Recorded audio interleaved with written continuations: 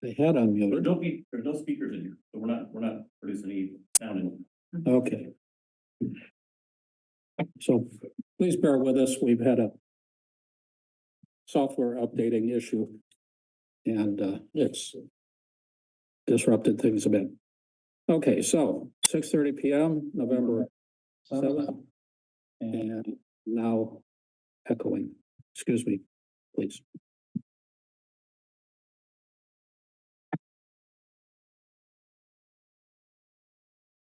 Okay, we are restarting the meeting, returning from closed session.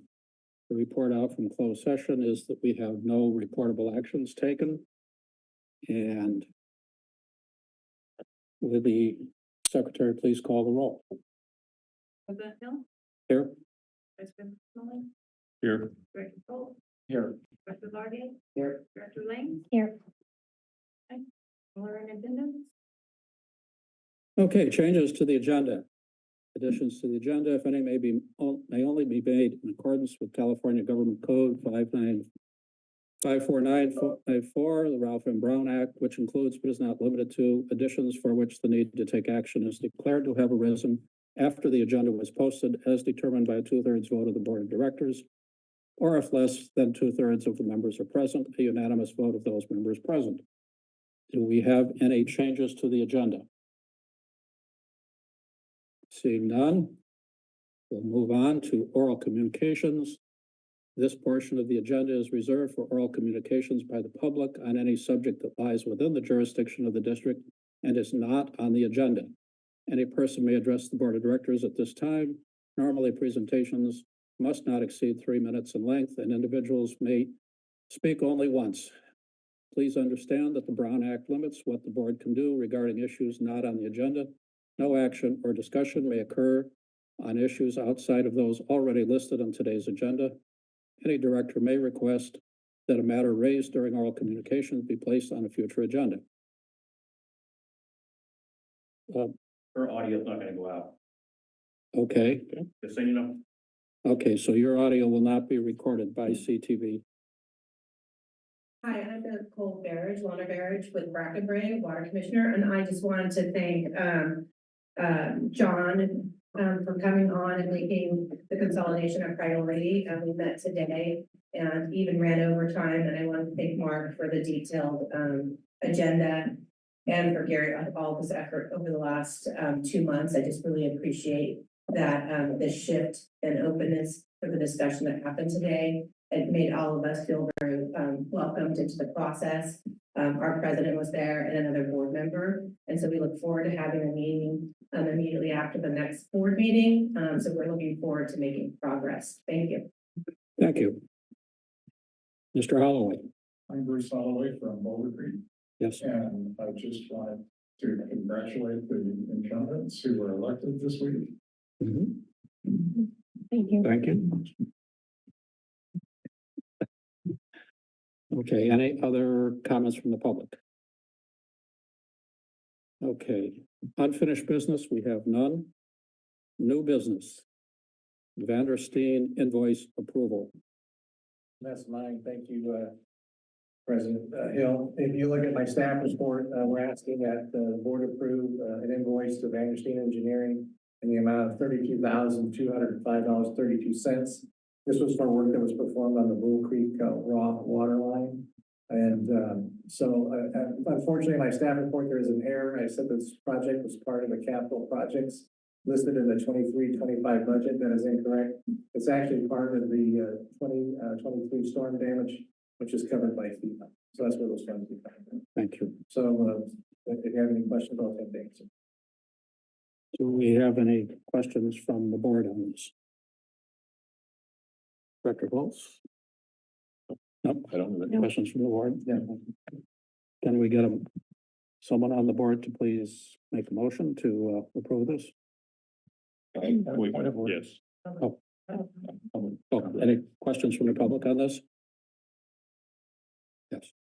Seeing none, can we get I'll make a motion that the board approve payment to Vandersteen Engineering in the amount of $32,205.32 referencing an invoice number of 091824. I will second that. President Hill, Yes. Vice President Smalling, Yes. Director Cole, Yes. Director Largay, Yes. and Director Lang. Yes. Okay, the next item is multiple variances report. Staff care to present that? Presenting that. Is, Can you hear me? Good evening, board. Can you hear me? Unmute herself. It is unmuted. she's on, Oh, why don't you turn your volume up on yours? Maybe we can hear it on yours. Can you hear me? Hello? I can hear you, but I'm not sure the boardroom can hear you. I am ju- on full blast. Okay. okay, I've turned my system up. I can hear. Go ahead. Okay. Good evening, board. This is your annual resolution, a resolution approving a one-year variance for multiple user status for listed accounts. And this is essentially for our users that have single-family homes with an ADU attached.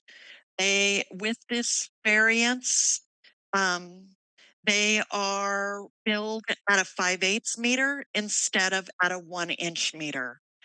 Customer service department completed their annual review and did disqualify some people.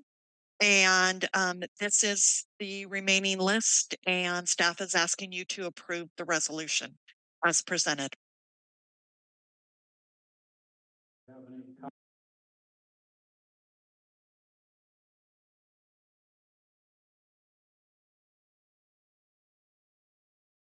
I can't hear anything anymore. I can't hear anything either. Okay, can you hear me now? Yes. Okay. We're having some Yes. difficulties with what we turn on and turn off here. Okay, so we have no comments from the public. Any comments from the board on this? This looks very routine to me. So I have a comment. I don't really understand this. Okay, It seems very routine. I have no objections. I think that there is a policy or a procedure that the district follows in regards to variances. mhm. And having reference to that in the background would have been helpful to provide that context and why this is a routine matter. So that's just a suggestion for future agenda items that are implementing a standard procedure or policy. Referencing that in the background would be terrific. Thank you. That's an excellent idea. And we'll Thank you. ask staff to please do that going forward. Can we get since we have no comments from the public, comments from board, staff, can we get a motion to approve this? Elena, can you do a motion for this? Okay, you're saying we did go for public comment because she was Yes, commenting? yes. Okay. So I would move that we adopt the resolution approving a one-year variance for multiple user status for the listed accounts. I'll second that. Okay. President Hill, Yes. Vice President Smalling, Yes. Director Cole, Yes. Director Largay, Yes. Director Lang. Yes. Unanimous. Can I make one other comment? Sure. So in addition to in the background, having the policy or procedure also referenced in the resolution, maybe as one of the whereas statements would also be helpful. Yes. Okay, the next item on the agenda is the finance status report. To receive and discuss the finance status report. Heather? Could you- Yes, I don't necessarily have a presentation for this. It is the quarterly. This information includes a lot of what was included in the quarterly status reports previously. Mhm. The information for June is some of what was presented. Some of is new because Staff and I have closed the fiscal year. We are in process of audit. I anticipate those numbers still to be adjusted. I suspect that there will be a couple of auditor adjustments, so I don't expect these to be your final June numbers. I expect you to at least receive one more presentation from me with June numbers. Also included in this presentation are the July numbers, as well as a check register report bringing you up to date through the date for which this report was written. So I believe that this information brings the board current through July. And that concludes my report, and I'm open for questions. Questions from the board? Yes. Bob? I just have one comment, and that is, I mean, I appreciate the information being provided. But we're August, September, October, Yes. we're 3 full months past the last date on this report. I don't expect October at this point. It's still early. I haven't even closed my books yet. But at least September. Yeah. And so I'm hopeful that going forward, we can get into a cadence that provides information on a timely basis, because in particular, I'm very worried about cash and our loan balances, what they actually are relative specifically to the commitments that the board has made already for construction that needs to happen fairly quickly. And I right now, I couldn't tell you where we are. I agree. Mark? So I think my question follows on that to some degree. On page 14, the unspent debt proceeds totaling just under 3 million. That's as of the end of July. When do we spend that out? Are we? There are about 3 projects that will spend the rest of those funds out. They are projects in progress, waiting for closed out payments. I actually have a little plan, I'll call it, so that I can maximize the debt proceeds for the projects that are allowed to be spent by those funds, and also using the fire surcharge funds, because there is one project, the Altavia project, which can be used for debt. Fire surcharge funds can also be used with debt. So I am balancing the money with these final projects so that I can maximize the use of the debt proceeds to use them all, but also to get them spent with these final projects to the most I can, so that we're not using reserves where I can use other funds. So I am hoping that by the end of November, these projects will be fully closed out. But we are waiting for, once Garrett can clarify this, but there's about a 30-day delay before you can truly pay them out. And that's what I am waiting for about 4 or 5 projects that will use 100% of these debt proceeds. Okay, thank you. Thank you. Do we have any comments from the public on this subject? There's a hand up. Hand up on. We have a hand up. Just one moment here. Karen Vitale. Karen, you have the floor. Yes, it is my recollection that the $1.4 million that was approved to be spent for consolidation in July of this year was to come from debt proceeds. Is Heather now saying that you're going to spend down that money and not reserve it specifically for the consolidation project if it's needed?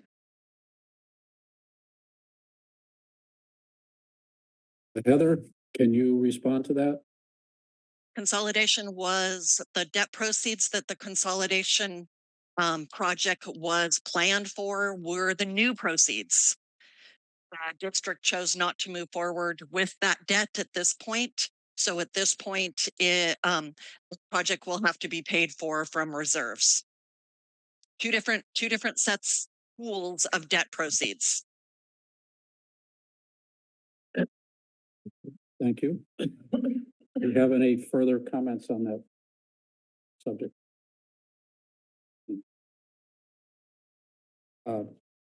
Yes, go ahead. I was just gonna say, I didn't call it quite like Karen did, but I thought that there was money that was found that was available to be used for the consolidation that didn't require new debt financing. But it was some type of, something with double counting vacation personnel time. I can't recall that. I thought there was a different pot of money found after reconciling. I that do Heather- not recall that. I think she's talking about that we had it as restricted funds and there was a law or whatever that changed it to unrestricted. Um, That is what you were talking about? I believe that is what she's talking about, but yeah, those funds are essentially what I'm calling reserves. Unrestricted district funds. Okay, thank you. Did Karen have more to say? Her hand is still up. Karen Vitale, your hand is still up. Do you have more to say? Other questions? Yes, I do. Thank you. Please go ahead.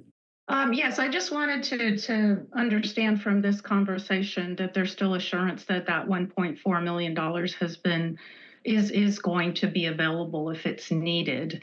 And one of the things that hasn't been resolved yet is a formula for allocating expenses between what is beneficial to existing ratepayers versus what is coming out of the grant for certain.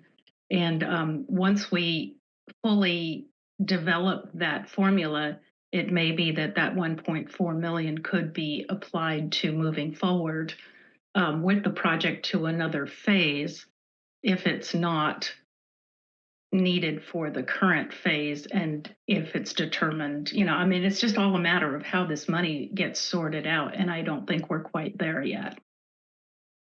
No, I tend to agree with you. We don't have sufficient information at hand here to really respond to that. So that is a subject we'll have to take up with our finance director going forward and work out a plan on interim general. So I don't think that there's anything we have to decide about the finance status report other than accept it. So I move that we accept the finance status report. We don't even have to, right, yeah, Don't even have to do that. just Okay. information. The next item is FEMA grant update. And who is presenting the FEMA grant update? Have that. Or at least to kick it off. Good evening. This is more of an introduction report, I'll call it. I'm going to call it education. At least it was education for me. I had a chat with Aptum, who is the consultant that the district has hired to assist with the filing of the FEMA claims. And this is the information that I pulled from that conversation. FEMA is essentially the grantor. LOES is the grant recipient. The district is considered the applicant or the subrecipient. The funds actually come from the state or Cal OES. They receive and approve the reimbursement package. I have listed out a number of different statuses or project stages. The one we are really looking for all our funds to be in is the obligated stage. That means that the project is complete and all of the documentation has been provided to Cal OES. It's gone through all of its approval stages. Only a small amount of our projects have actually made it to the obligated stage, a small percentage. I've listed out all of the projects. That information literally came off the Cal OES website. We actually Aptum actually sent email, copied us to Cal OES on asking for the status of the payment of the obligated projects. And literally I included that response in my report. we got no information. So not even our consultants who know who to email and talk to are getting any information as to the status of our payments or the district's payments. So as to why each project is in a different stage other than obligated, that is a question more for our engineering and our operations staff, where they have the feet on the ground and they're the ones that are talking to Aptum and working through the approval process with these grants. That concludes my report. Okay. So we, I think it would be really helpful. If this report was taken and sort of added to just a little bit. And these kinds of things, what I'm normally used to is a project either on the row or column and specific steps that need to be taken to get to that obligated state on the other axis. And you fill in the blank basically as a report to see where it is we are with this stuff and who's responsible for the next step along the way. This is project management 101. yes, Mark may agree, I don't know, but that's at least the way. no, I fully agree. Because right now what I see here is, I'm not really clear what it takes to get the big, like the one that's 9 million. That's the one I really want. Yeah. I don't know what it takes to get to an obligated state at this point and how long it will take and who's responsible for getting what done. I think the 6-month delay in payment, of course, that's some great flow for the state. If we're starting to get into issues, can we reach out to our legislators? Because they may, and particularly Mr. Laird, who OES used to work for, to see if we can get some of these payments going quicker. We're a small agency. We can't be the state's bank, which is what we're being asked to be right now by waiting 6 months to get paid. If this isn't like the priority for Mr. Kunkel, I would hope that it would be right at the top of the list, particularly the numbers that have 7 digits. Yes, yes. We'll get right on that. Thank you. I agree fully with you. I would, however, comment that the report that we have here is considerably better than where we were before, because we were completely blind. I appreciate where we are. Yeah. We got to get to the next step. Yeah. Really be able to start tracking this. Yeah, because we have been completely blind on this process, and it's time to get some visibility. And okay. wait, I have questions on this one Yes, also. go. To follow on with what Bob is saying, without having this and having the bit more detail, we don't have anything that we could go to ask for legislative muscle to help on this. Yeah. Prior to putting this together, we're not getting paid. Well, yeah. How much, when, what's the? Yeah, we were blind. Right. So we don't have the ability to do that. I also think that some additional information in this, not necessarily for us to go out and lobby for legislative help, but for us to understand, for me at least, how long does it typically take? How long are we carrying the costs of these between completing the project, filing all the information, and then eventually getting the check for these? Because I don't have a sense of that other than, well, these are all obligated and I see a date in here.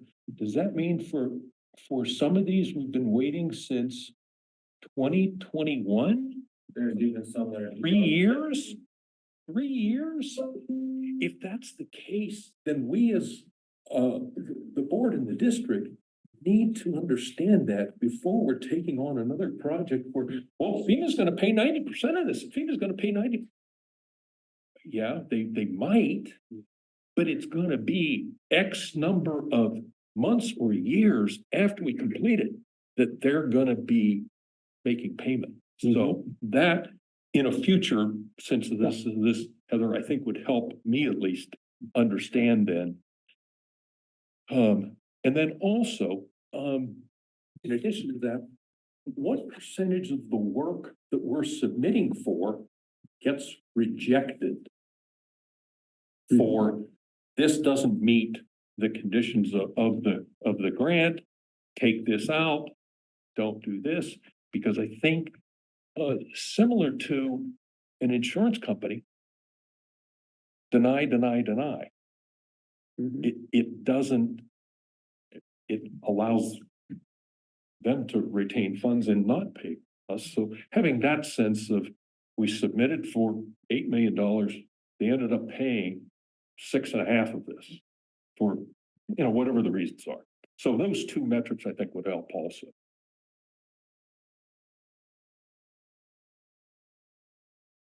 I have a couple comments.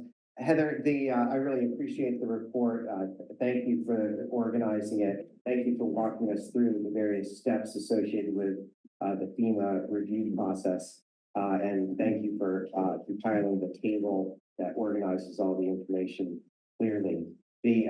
But I struggled with understanding a number of acronyms and terms. Several of the FEMA related acronyms weren't defined, like EHP, for example, and PDMG. So just having some acronym decoder helpful. And then the other term I didn't understand was activity completion. I'm not sure what the activity is, that construction closeout, or is it some other activity? Other than that, I also would benefit from understanding the workflow and whether all of these process steps reside at FEMA, or if some of these process steps are internal to the district, or some other contractor, to just understand the process better. But by and large, I found it very useful. Thank you. Oh, I'm just happy to be able to finally kind of see where everything is sitting with FEMA. So I very much appreciate the time that they put together this. So thank you. I don't think we have an action other than to accept the report here on this. So No motion required. no motion. We will move on. Quarterly status reports. Point of order. Oh, point of order. Yes. On our agenda. Does the public have any comments on this item? Since I don't think we solicited it. I don't see any comments. Okay, moving on to quarterly status reports. Do we have quarterly status reports from staff? Here. Yeah, there's the engineering department status report. I'll take any questions, yeah. Dr. Smalley? Yes, I see on page 104 of the agenda packet, you reference Brookside Drive in Felton. I see the word completed in that sentence. Correct. I walked that area a couple weeks ago. I see 3 new fire hydrants out on Brookside Drive. I want to commend the district and district staff on being able to get that work done internally. It looks great out there. The road has now been paved by residents. Correct. Yes, a significant improvement for the residents on Brookside. I also have a question on the Huckleberry Island on page 106. This is something that we talked about, the easement aspects before, and I think a board member put their hand up last time on. That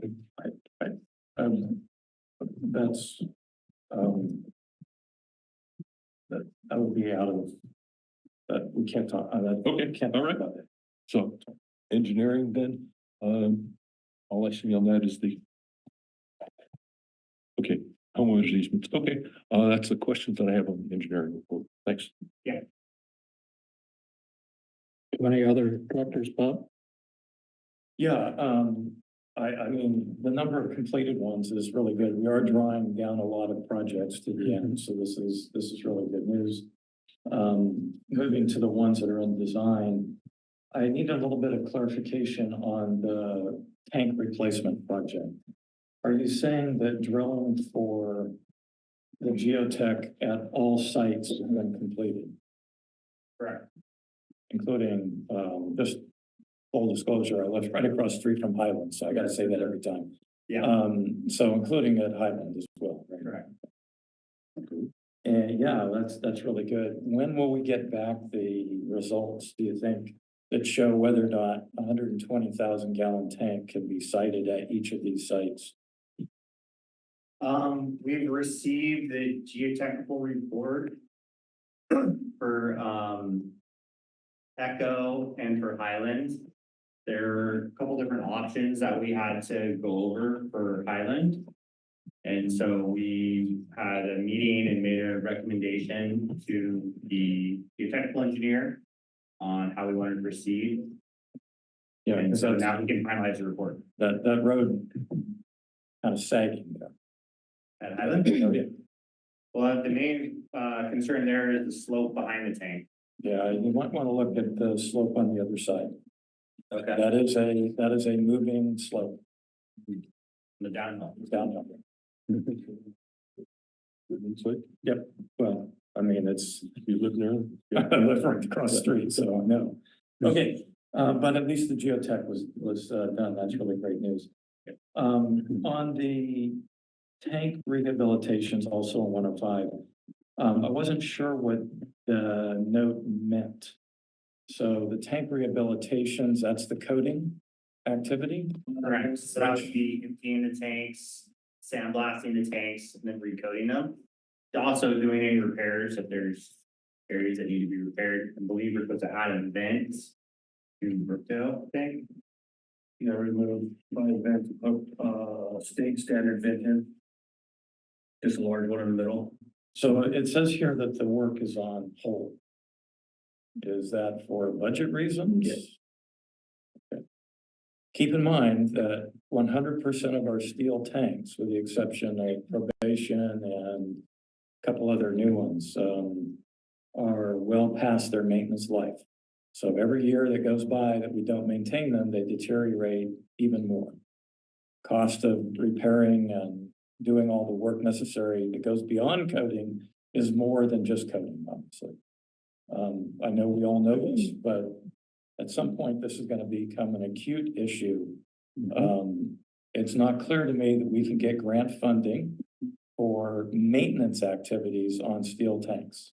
If anybody on the board believes we can, I'd certainly like to hear about it, because I do think this is getting into the acute status.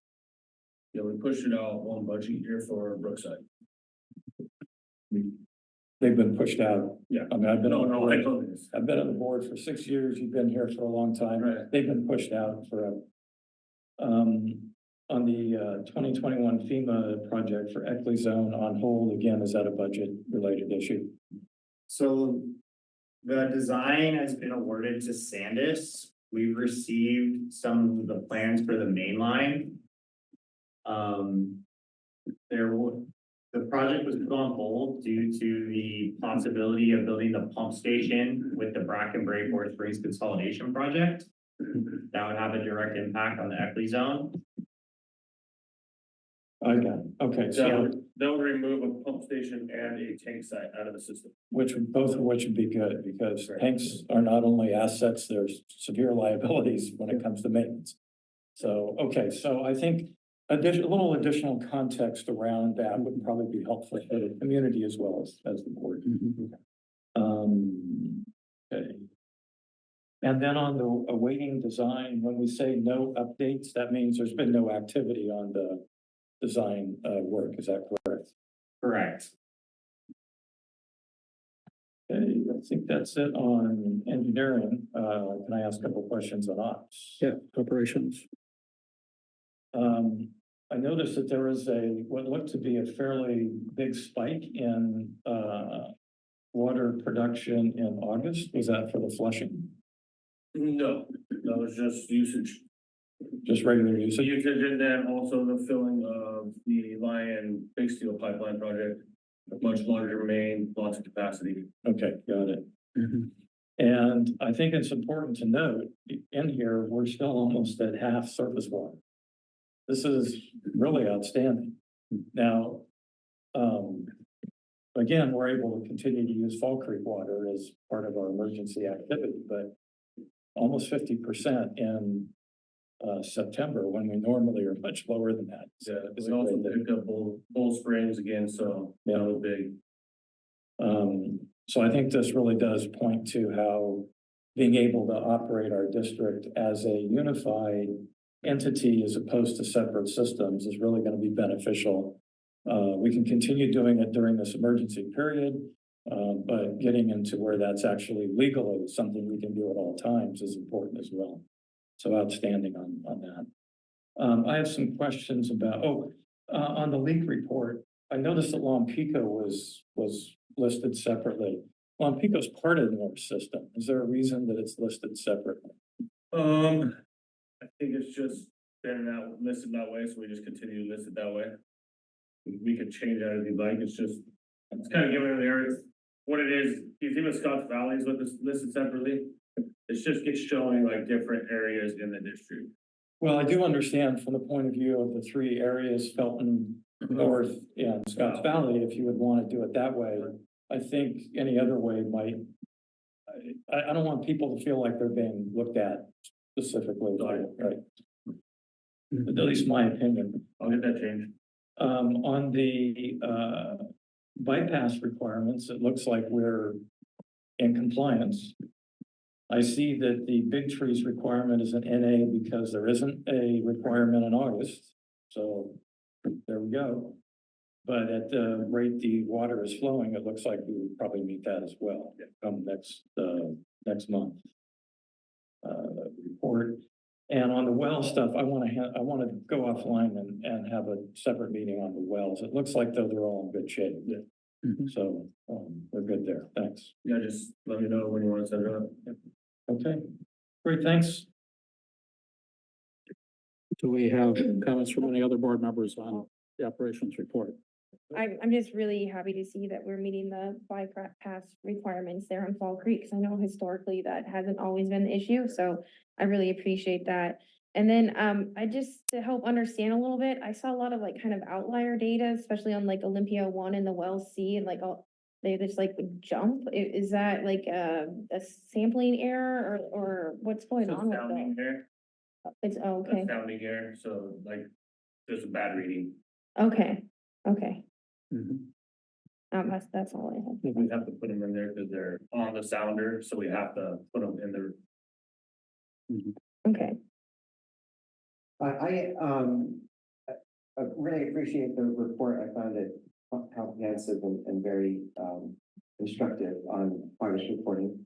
The one of the documents I've relied on a lot to understand where we stand is the SLV 2021 master plan, the water master plan, which has this big roster of projects and prioritization of those projects. I found myself going back and forth a lot, trying to understand whether the project described in the report was the same as the project in the master plan. And it would be helpful to maybe have the, I think it's the improvement project number maybe included in the project report, or the basic stats associated with it, like length of pipeline replacement or things like that, so that I can kind of track it, or maybe even a table of the priority projects from the master plan showing what stage of implementation they're in as an organizing structure. Now, I recognize that perhaps some of these projects are FEMA projects, or excuse me, disaster projects, not in the master plan. So maybe there's some need for difference there. But the master plan identifies a number of urgent projects, and I just want to see how we're doing in making progress on those. So anything that might be done to show correspondence would be helpful. Okay. Thank you. And then the other source, I had a little confusion. For example, the Huckleberry Island, Maine is shown as a project that is in a design phase.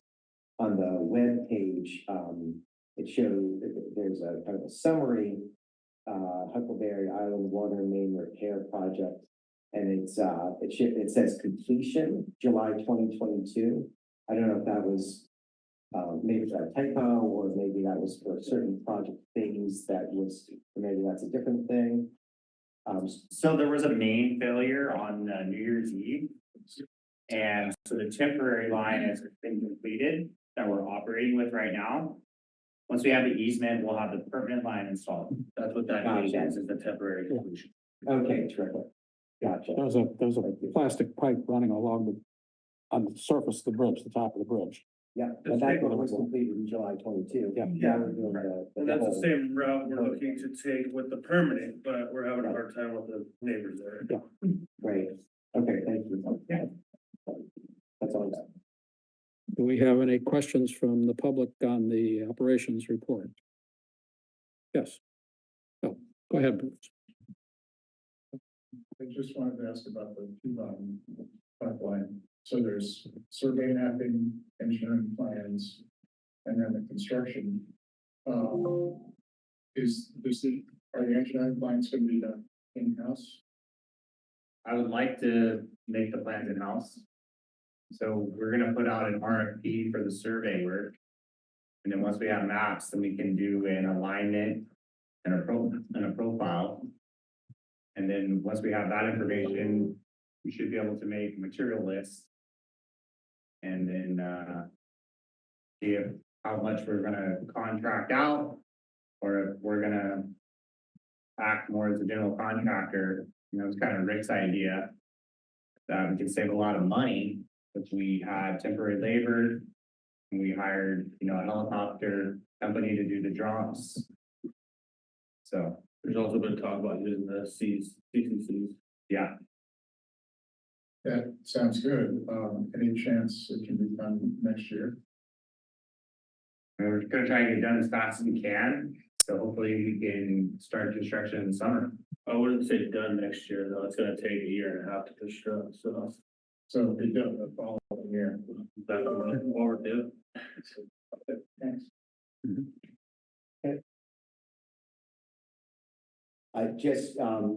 I was involved in a project that put in about 10 miles of hiking trail through Burn Scar.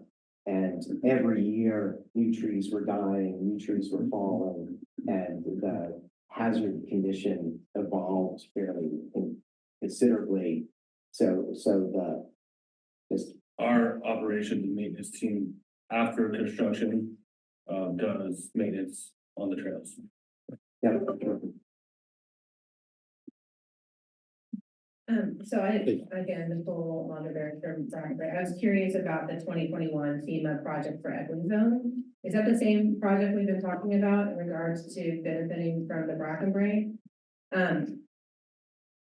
Is this project still being pursued with FEMA? Because you could take that grant and not put it back as it was, but do it as an alternate and then reallocate that money towards the pump station that we're trying to accomplish at Hard Rock.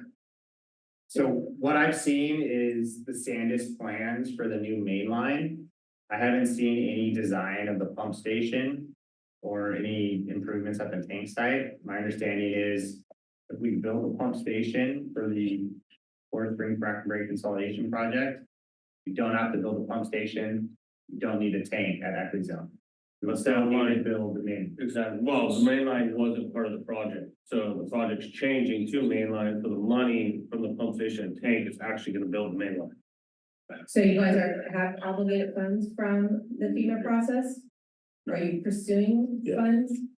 And you're gonna try to do an alternate Yes. versus the standard? Yeah. Okay, I just wanted to, Yeah. No, sitting on the table waiting, Right. because we're looking for money for this, and Right. so, this is something we should be actively pursuing Oh, yeah. for the purposes of getting that pump station going. All right, thanks. Do we have any additional questions on the operations report? Just online. Seeing none. Oh, online, who's on? Karen Vitale, you have a question. Have I been unmuted? Yes, go ahead. Oh, okay, I didn't get to push that button. All right, I wanted to echo Nicole's comments with regard to how to utilize the funding that's available for the Eckley Zone project. And given that there is such an overlap with the consolidation project, and we need to be really cognizant of that and acting on it since we're scrambling for funding for consolidation. So I just wanted to offer my vote of confidence on trying to find a way forward that allows us to do that pump station. Thank you. We will look into that. Okay, we are done with quarterly status reports, I believe.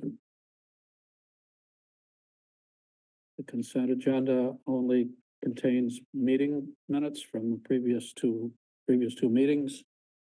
I will move the consent agenda. Is there a second? A second. Yes.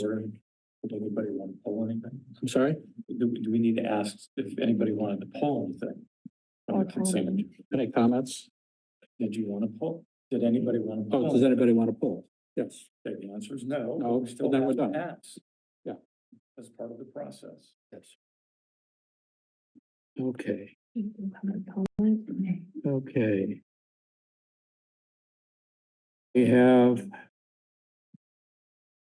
Okay, so consent agenda is done, district reports. We have not voted. Ready? I'm sorry, We're gonna We vote didn't now. vote, we didn't vote. Okay, right? please vote. President Knopf, Yes. Vice President Smalling, Yes. Director Bull. Yes. Director Largy, Yes. Director Layton, Yes. unanimous.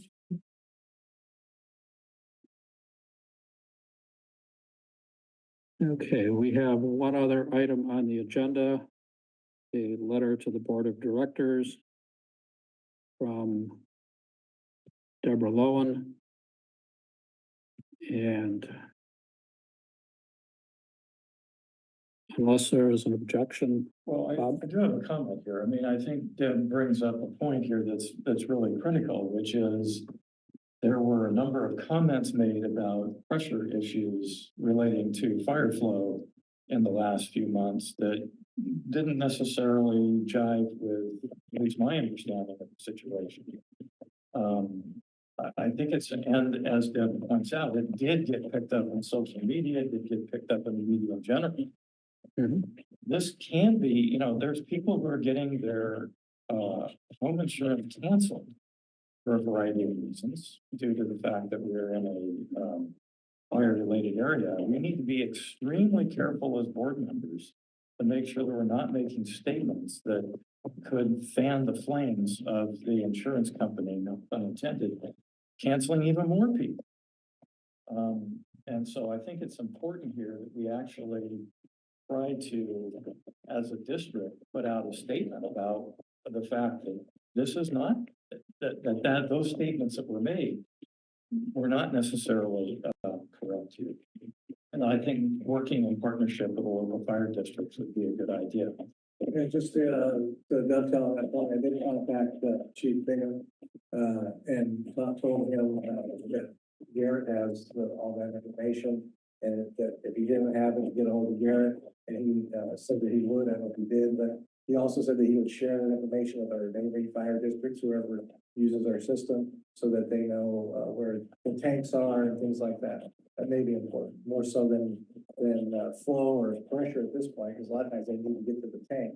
Yep. To get to the water. So we got that information, and hopefully the fire chiefs meet obviously periodically, so he was supposed to pass that on. Yeah, the Ben Lomans, Felton, Diane. So, yeah, that's really great. I think the more information we put out that's factual, as opposed to speculative around pressure or what have you, the better off we're gonna be and the better off our homeowners are gonna be relative to getting their insurance renewed every year. So I agree fully that we should understand this situation. The master plan I referenced previously states that the majority of the fire hydrants in the system are unable to meet the pressure requirements under fire flow conditions. The majority. And the project list in there has almost 30 miles of substandard pipelines that restrict fire flows. That is very disconcerting. I believe we've replaced some of those pipelines. My alley is about 3 miles of the 20 or so substation that's being replaced. I think having a comprehensive map update of where those substandard hydrants are and making sure our partners at the fire districts know where they are so they don't attempt to fight blaze with inadequate resources. Put lots of jeopardy. Be very important. So, yeah, I strongly agree that we should get that information organized and shared with the yes. Okay, there is one other item on Ms. Lowen's letter to the Board of Directors regarding our rate assistance for low-income users program. And she makes the point that while we are referring people to that, on our website, it says that the program is closed currently, and she is correct on that. What happened is that in this last year, we set a budget amount. We subsequently increased the amount of rate relief we would give to people, and we used up the budget, and staff put up a notice saying we were basically out of budget. I'm going to, I don't think that's right or fair. So at the next meeting, I will be introducing a resolution for a budget amendment so that we can continue to provide the rate assistance program to those people who rightfully deserve it. And talking to Chelsea also, one of the reasons why we had that on the website, but we didn't put on the application because we didn't want to discourage people from putting in the application. Yeah. Because there is a waiting list and we do have people that do drop off. So we felt that if we put that on the application itself, most people would not fill it out. Yeah. And so just to let people know there was a waiting list and to fill out the application, that was what our desire was. So I do think the solution here is to make a budget amendment that allows us to continue accepting applications from people who are legitimately deserving of assistance. Okay, yes. Do we have any other business before us tonight? And I declare this meeting adjourned. Thank you. thank you. Thank you. Okay, Have a good evening. You too. good evening. Sorry about the.